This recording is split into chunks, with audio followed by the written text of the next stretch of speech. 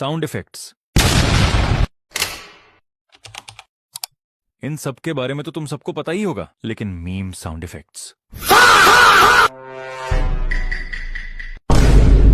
अगर तुम SFX के साथ साथ मीम साउंड इफेक्ट्स भी यूज करने लगोगे तो तुम्हारी वीडियोस और भी ज्यादा प्रोफेशनल लगने लगेंगी, जिससे कि लोग तुम्हारी वीडियोस को शेयर भी करेंगे, और जितने ज्यादा शेयर्स उतनी ही रीच। और तुम्हें सारे साउंड इफेक्ट्स एक जगह चाहिए तो कमेंट मटर, मैं तुम्हारे DM में वेबसाइट का लिंक भेज दूंगा, लेकिन उससे पहले फॉलो